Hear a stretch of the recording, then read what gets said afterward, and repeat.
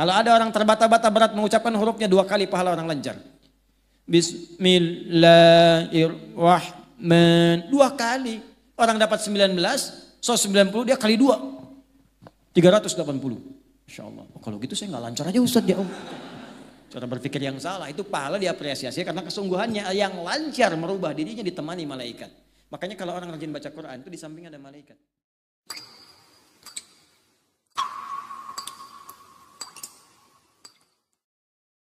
Makanya kalau Anda ngaji ketemu guru yang ketat, berbahagia, itu tandanya Allah menginginkan Anda mengaji dengan benar.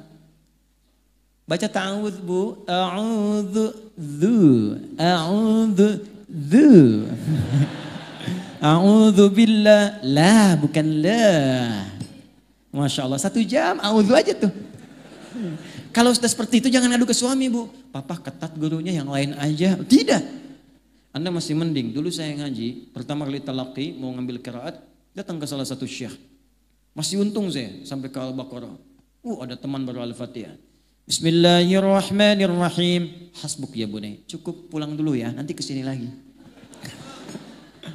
Anda jauh-jauh dari Bekasi ke Jogja, baca bismillah, suruh balik, besok kesini lagi. Datang lagi nggak? Ternyata guru itu hanya melihat di mana kekurangan lisannya. Seperti Anda belajar TOEFL. Dilihat di mana kekurangannya. Besok sudah diperbaiki. Itulah qiraat supaya benar. Dan saat Anda baca pun berpahala. 1 hurufnya berapa? 10. At-Tirmidzi nomor hadis 2010. Man qara'a harfan min kitabillahi falahu asyru hasanat. Siapa yang baca 1 huruf dari kitab Allah dapat 10 kebaikan. Walam aqul alif lam mim harfun. Saya tidak katakan alif lam mim 1 huruf, tapi alif sehuruf, 2 lam sehuruf, mim sehuruf. Wa likulli harfin asyru hasanat. Setiap hurufnya 10 kebaikan. Jadi kalau Anda baca alif lam mim berapa huruf? Dapat berapa tuh? Anda hitung biasa 30. Ngitungnya jangan begini ya. Jangan begini ngitungnya. 1, 2, 3 itu hitungan manusia biasa. Menghitung pahala kebaikan, lihat di hadis Muslim, Anda ke masjid saja, baru nyampe belum ngapa-ngapain, itu sudah dapat 25. Jarak 1 ke 2 500 tahun. 2 ke 3 500 tahun. Makanya kalau seharian Anda ngaji rugi Anda kehilangan berapa lama pahala. Saya cuma ingin katakan begini, coba ingat dosanya berapa banyak. Ingat dosanya berapa. Maka cari amalan cerdas, yang paling gampang nutup dosa yang ringan-ringan itu ya baca Quran. Dosa hari ini berapa ya Allah? 9 kali saya salah. Kan dihitung 9. 1 huruf. Nun. Masih untung 1. Itu tukang hitung.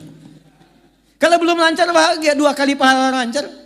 Walladzi yatata'ta wa huwa syaqqun 'alaihi falahu ajran. Kalau ada orang terbata-bata berat mengucapkan hurufnya 2 kali pahala orang lancar. Bismillahirrahmanirrahim. 2 kali. Orang dapat 19, so 90 dia kali 2. 380. Insya Allah. Oh, kalau gitu saya nggak lancar aja Ustaz ya Om. Cara berpikir yang salah, itu pahala diapresiasi karena kesungguhannya yang lancar merubah dirinya ditemani malaikat. Makanya kalau orang rajin baca Quran itu di samping ada malaikat. Bahasa hadisnya ma'asyafaratil kiramil bararah. Maksud kiramil bararah itu kalau Anda benar baca Qurannya, dijaga oleh malaikat kemuliaan menjaga Anda berbuat baik. Jadi kalau ahli Quran itu benar walaupun dia baru baca, itu akan merubah hidupnya, pasti baik. Jadi diarahkan oleh malaikat. Didampingi kemanapun dia pergi didampingi, makanya rajin baca Quran qiraah.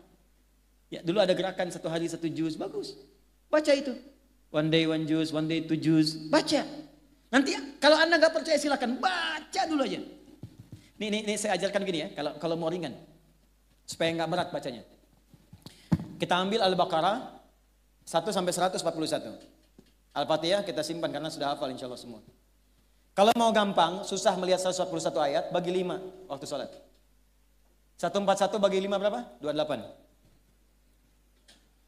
28. Jadi setiap subuh 28, zuhur 28, asar 28, maghrib 28, isya 28. Bagi 2.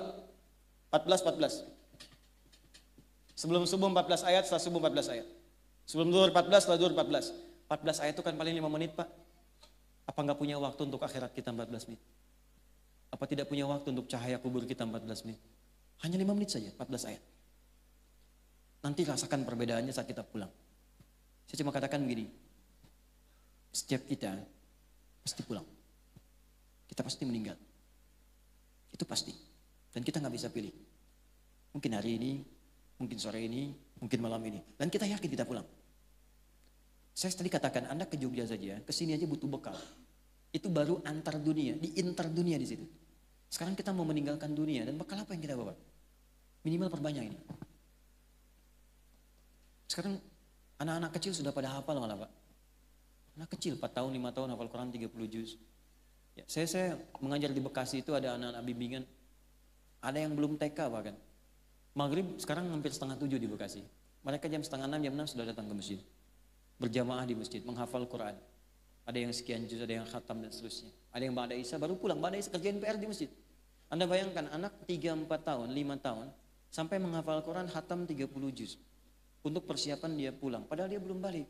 Anda diberikan 30 tahun, 40 tahun, 50 tahun, apa yang Anda kerjakan kalau sampai hari ini aja baca belum punya waktu? Apa yang Anda lakukan? Maka berusaha dengan benar. Saya sering sampaikan sebuah kisah yang anak dari masjid itu Mu'ab.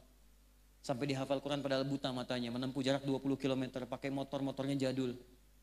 Di tengah jalan dia mengulang-ulang kembali, diantar bapaknya. Bapaknya kemudian tak hafal, anaknya hafal. Padahal bapaknya melihat. Satu kali datang reporter tuh, mengecek, kenapa Anda mau menghafal Quran begini? Apa jawabannya? Demi Allah katanya.